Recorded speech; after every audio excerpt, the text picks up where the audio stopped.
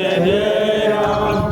श्री राम जय राम जय जय राम। श्री राम जय राम जय जय राम। श्री राम जय राम जय जय राम। श्री राम जय राम जय जय राम। सच्चिदानंद भगवान की जय।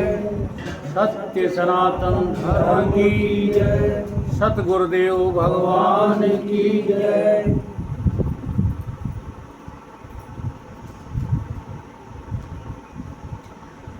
इस पूरे जो है संसार में 9 लक्ष्य योनियां हैं। उनमें से 9 जलचर, 10 व्योमचर, क्रम 11 है, वन 20, 84 ये जानिए 4 कीस पशु 30, और 84 को भोग कर होय मनुज अवतार,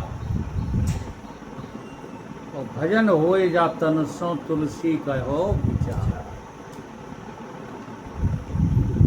अगर इस बार भजन नहीं कर पाए तो आगे 84 लाख योनियों में जाना पड़ेगा। इसलिए जब 84 लाख योनियां समझदार और ईमानदार हैं तो हम मनुष्य होकर के बेईमान क्यों हो गए? एक होती है समझदारी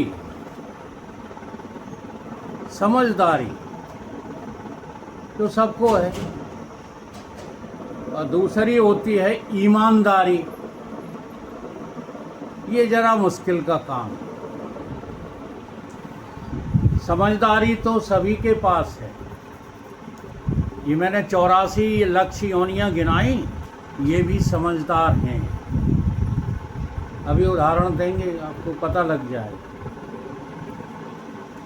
लेकिन ईमानदार होना,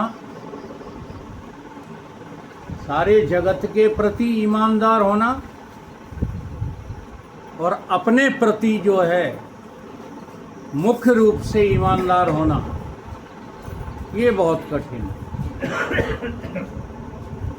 समझदार तो सब है। आप समझते हो, पागल आदमी को भी कोई ना कोई समझ होती है।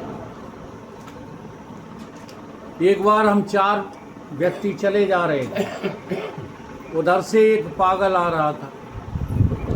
तो वो पागल जो हरकतें कर रहा था, उसको देखकर हम चारों लोग जो है खिलखिलाकर हंसने लगे।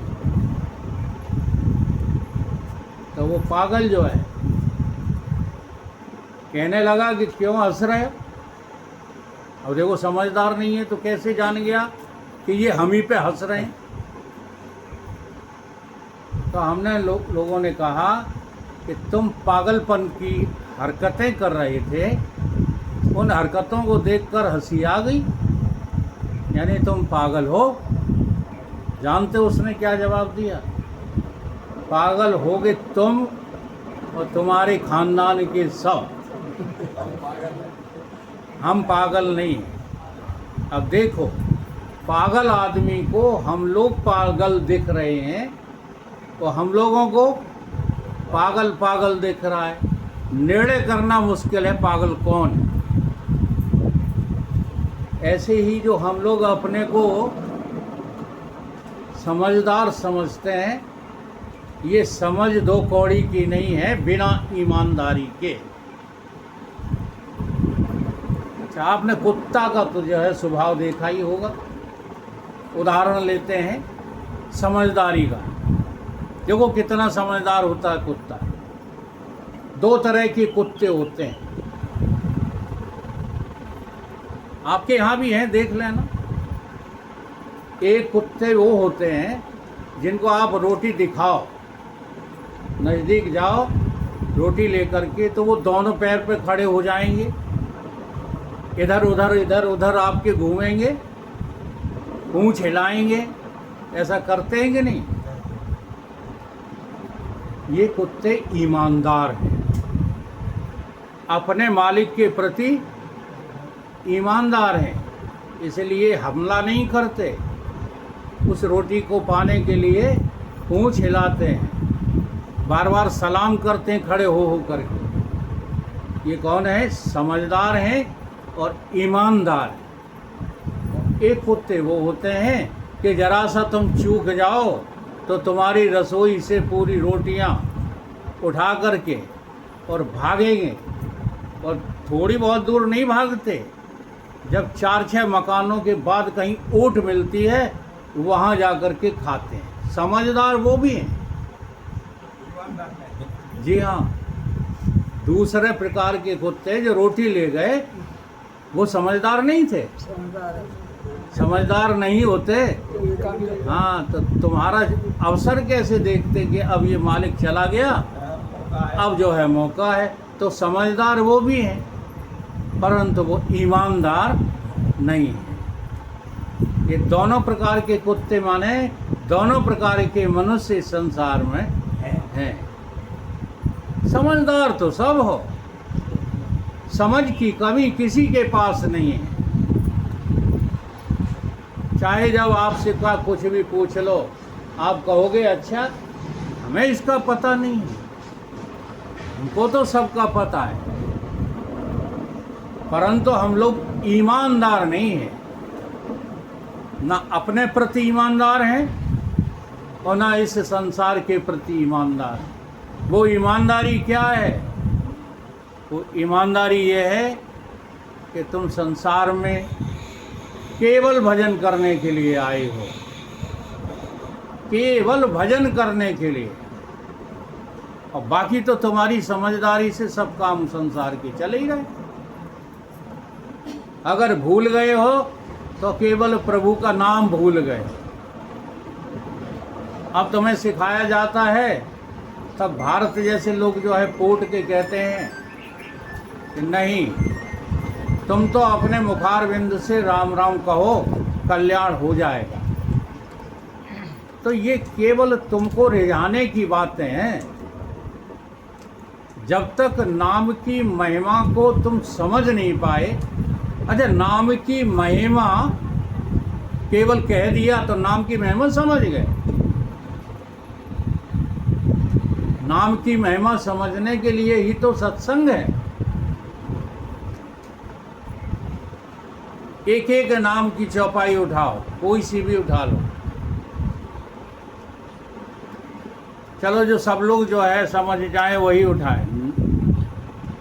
बंदो हो राम नाम रघुवर को,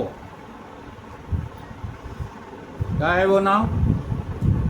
हेतु किसान भान हिम कर को। क्या है नाम? नाम की महिमा में नाम की महिमा में नाम के स्वरूप का वर्णन किया जा रहा है। बंदो नाम राम रघुवर को, हेतु किसान भानु हिम कर। किसान माने भानु माने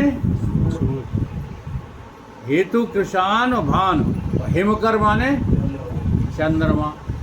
तो अग्नि और सूर्य और चंद्रमा का कौन है? वो कारण है। कौन? नाम। जरा ध्यान देना, इनका कारण है। ये सूर्य देव भी नाम की महिमा से उगते हैं। ये चंद्रमा भी चमकता है तो नाम के कारण, और अग्नि भी जलती है तो नाम के कारण। जरा कुछ बात समझ में आई? अब ऐसा है राम का नाम, तो हमको तो कभी नहीं दिखाई देता। दीवार पे राम लिख दो, फिर ये लिखे हुए जो है नाम से चंद्रमा चमक जाए। कैसे चमके? अरे भाई, गहराई में जाने की तुम्हारी हिम्मत नहीं पड़ती। तुम उथले तन पे जिंदगी खराब कर लेते हो। राम राम कहो भैया, राम राम कहो भैया, राम राम। तर जाओगे? कैसे तर जाओगे? जब तक इस राम के नाम की महिमा नहीं समझ रहे तब तक कैसे तर जाओगे? तो ये जो तीन जो है कारण बताए, अब देखो वो तीनों कारण तुम में हैं कि नहीं। तुम जब सो जाते हो गहरी नींद में, तब सूर्य काम कर रहा है। बस ईमानदारी की जरूरत है। समझदारी लगाओगे इसमें तो गफलत में फंस जाओगे, और तुम्हारी समझदारी ने ही तुमको बर्बाद कर दिया। नहीं, हमें बताओ, जब तुम सो गए थे तब सूर्य था? तुम्हारी नजर में सूर्य था? चंद्रमा था? बगल में जो है पड़ोस में चूल्हे में आग जल रही थी? कुछ भी तो नहीं था। और जैसे ही तुम जगे तैसे ही सूर्य भी दिखने लगा, चंद्रमा भी दिखने लगा और आग भी दिखने लगी।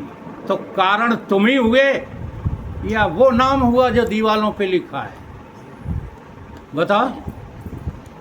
इसलिए राम नाम सुखदाई, भजन कर भाई, ये जीवन 2 दिन का। ये राम का नाम असल में तुम्हारा ही नाम है, ये किसी और का नाम है नहीं। ऐसा समझ करके तुमको उस नाम से प्रीति हो जाएगी। तुम राम को अलग समझते हो, अपने को अलग समझते हो, चंद्रमा अलग समझते हो, सूर्य अलग समझते हो, तभी तुम्हारा काम नहीं बन रहा और वाणी से चिल्लाते रहते हो श्री राम जय जय राम। और मन में जय किसकी होती है? काम की होती है, दाम की होती है, नाम की होती है, चाम की होती है। कभी राम की जय होती ही क्यों? केवल ईमानदार नहीं हो। इसलिए मेरा आज का विषय है कि भजन के प्रति ईमानदार हो जाओ, बेईमान मत रहो। ये कह के मत टाल दो कि वाणी से राम का उच्चारण लेके हम तर जाएंगे। हम कह रहे हैं मंच से बड़े बड़े विद्वानों को ललकार करके, केवल वाणी के नाम उच्चारण से कभी कोई आज तक नहीं तरा। केवल तुमको बेवकूफ़ बनाया गया है। कसाई तर गया, फलाना तर गया, भीका तर गया, और कभी उन कहानियों को तुमने सच्चाई के साथ सुना ही नहीं।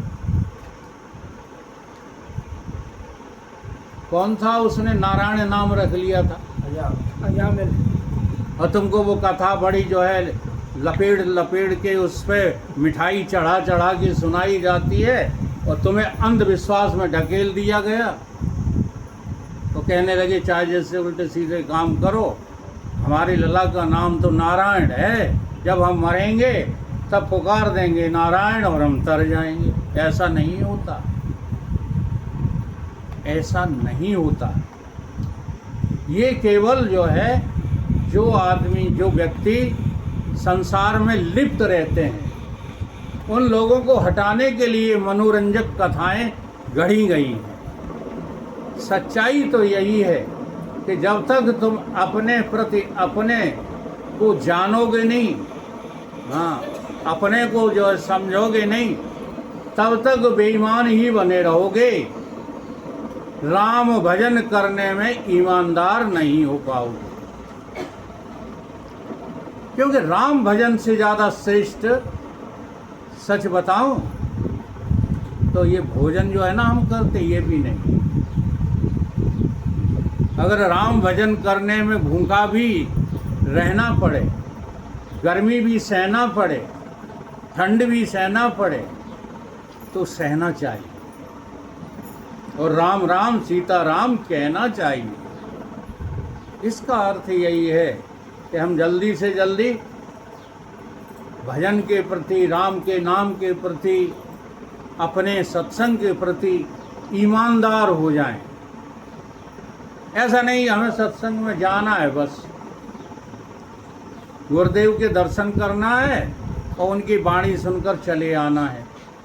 नहीं, यहाँ जो बताया जाता है उस पर थोड़ा सोचना प्रारंभ करो, तो आपको वास्तविकता खुल कर के जो है सामने आने लगेगी। जब ये ईमानदारी की बात कही जाती है कि किसी में किसी को कितना भी लगाव हो, अपने परिवार में अलग अलग मोह होता है। जो बूढ़े बाड़े होते हैं उन्हें नाती नातनों से मोह होता है, जो यंग होते हैं वो पति पत्नियों में मोह होता है, जो छोटे होते हैं उन्हें खेलने में, हाँ, लड़कियों को पुतरियाँ खेलने में, जाने क्या क्या खेलने में जो है अच्छा लगता है।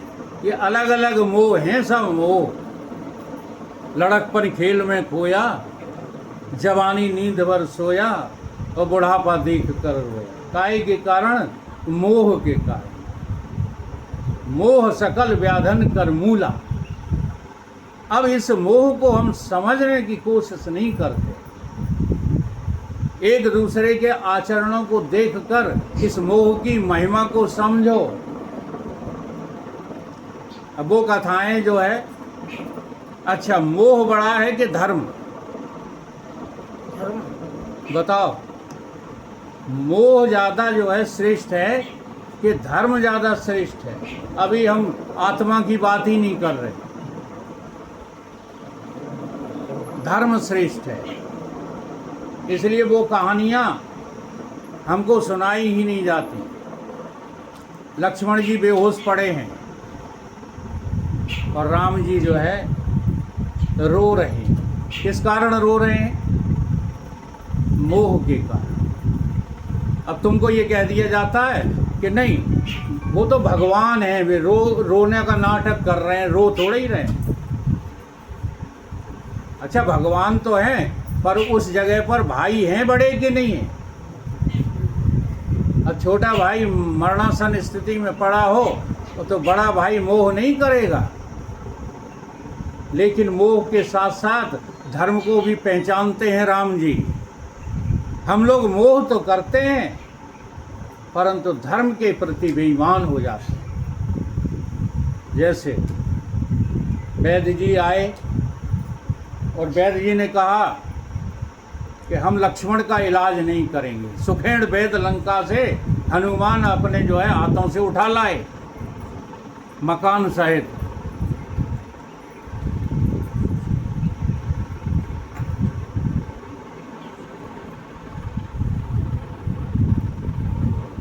अब यहाँ भी कोई कथा स्पष्ट नहीं करता। ये मकान है, इस मकान में मान लो बाबा वैद्य हैं, अब इस मकान को उठा करके कैसे ले जाया जाए बताओ? हैं? कैसे ले जाया जाए बताओ? तुम्हारे विज्ञान इतना विकसित हो गया है किसी में ताकत, किसी मशीन में?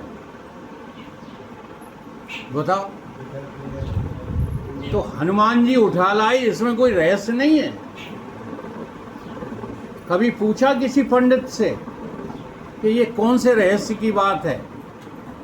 पहाड़ उठा लाए उधर संजयनी बूटी का, और इधर मकान उठा लाए।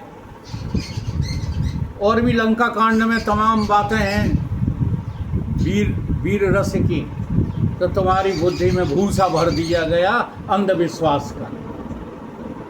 जबकि बातें बिल्कुल सही हैं, एक भी बात गलत नहीं है, लेकिन इसका कुछ अर्थ होता है।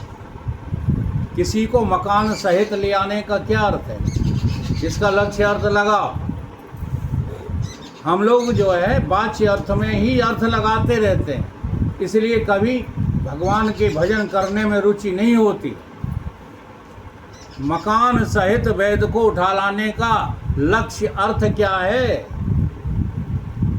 बोलो। अच्छा, अब जरा सोचो, यमराज तुम्हें मकान सहित ले जाएंगे कि बिना मकान के? बताओ। सवाल ही नहीं है। बस यही तो तुमको जो है कभी ज्ञान अच्छा लगता नहीं। अगर मकान छोड़ जाते तो तुम्हारे पास होता अभी तक। हमारे पिताजी का मकान देह है, देह भी क्या है? मकान। अगर वो छोड़ गए होते यमराज तो आज मेरे पास होता? क्यों नहीं होता जब वे छोड़ गए हैं? तो बोलो। हम इस मकान को छोड़े जाते हैं, बाबा को अपने घर लिए जाते हैं, तो इस मकान में दूसरा महात्मा रह लेगा कि नहीं रह लेगा? कभी हमारी बुद्धि को आगे नहीं बढ़ने देते लोग, बुद्धि को हिरास करके अंधविश्वास ठोक देते हैं। और कई हनुमान जी तो ऐसे थे, अब हनुमान जी को केवल तुमने अपना नौकर समझ लिया है, तो सुबह शाम वहाँ हनुमान चालीसा पढ़ के हे भगवान मेरा काम कर देना। सच्ची सच्ची बातें कोई बताना जानता ही नहीं। मकान सहित यमराज ले जाते हैं तुमको। ऐसे ही हनुमान जी वैद को मकान सहित लाए। मकान सहित लाने का मतलब कि अब तुम अपनी बुद्धि में लंकेश का भय छोड़ दो। हाँ, केवल काम, कर्तव्य, कर्म याद रखो और उसी से तुम हमारे लक्ष्मण का इलाज करो। ये है मकान सहित ले आना। लेकिन थोड़ा बहुत मकान रह गया, जरा देखो वो क्या रह गया। वैद जी ने केवल राम जी को महान सिद्ध करने के लिए अपने मकान का वर्णन किया। उनका हम इलाज नहीं करेंगे, ये मकान ही तो रह गया, क्यों नहीं करोगे? तो उन्होंने कहा अब देखो, धर्म के विषय में भी आपको बरगलाया जाता है। धर्म को तुम दो तरह से वर्णन कर सकते हो। एक धर्म यह है कि परिवार नियोजन धर्म है।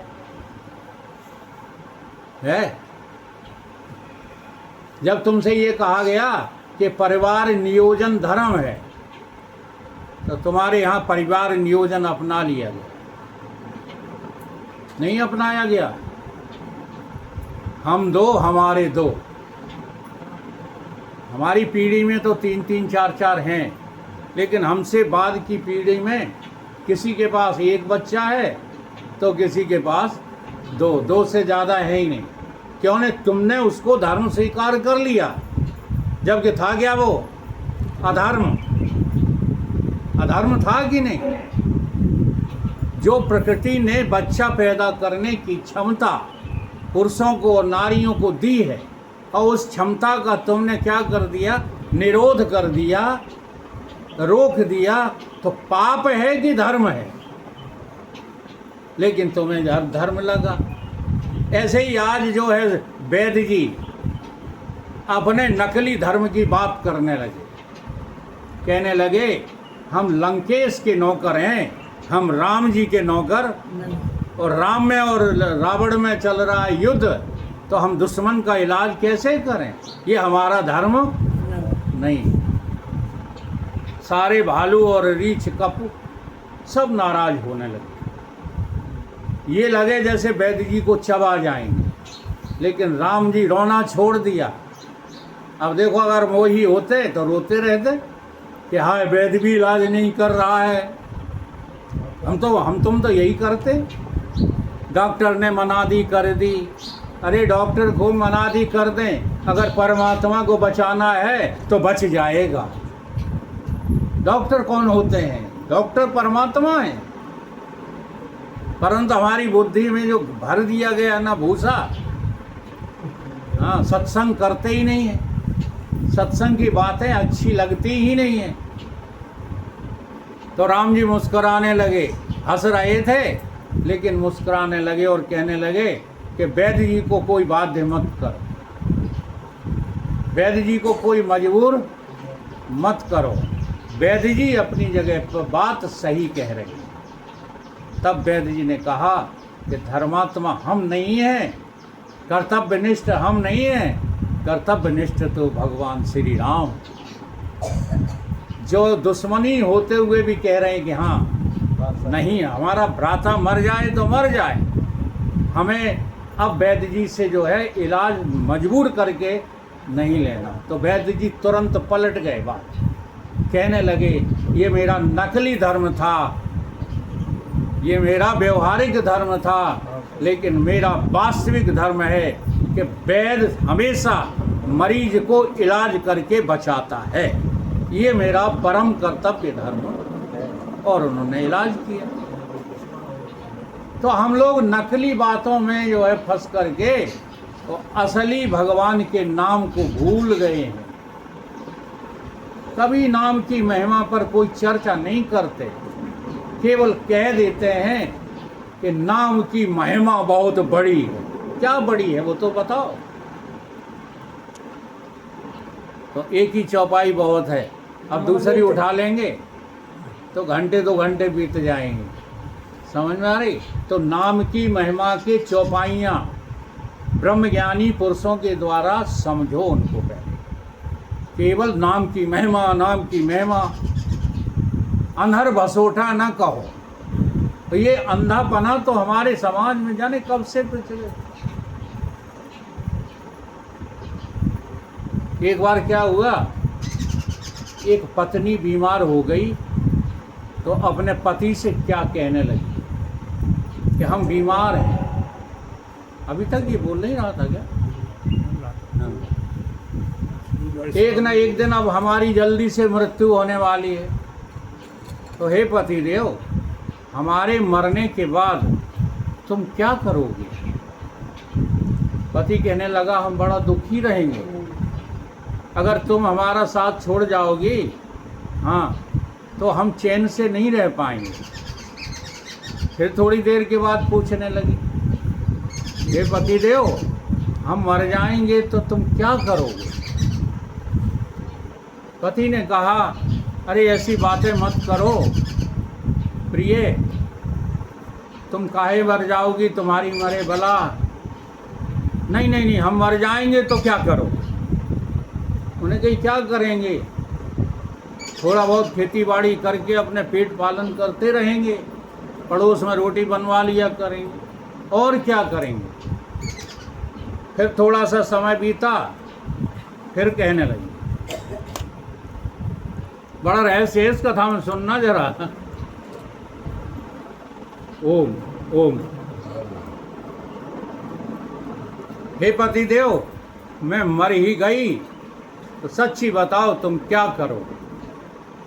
अब पति देव ने इधर उधर देखा तो कहने लगी कि हम ये पूछ रहे हैं आपसे, अगर मैं मर गई तो क्या करोगे? तो पति देव ने कहा, आखिरी बात रह गई कि पागल हो जाऊंगा, और क्या करूंगा, पागल हो जाऊंगा। तू मर गई तो मैं पागल हो जाऊंगा।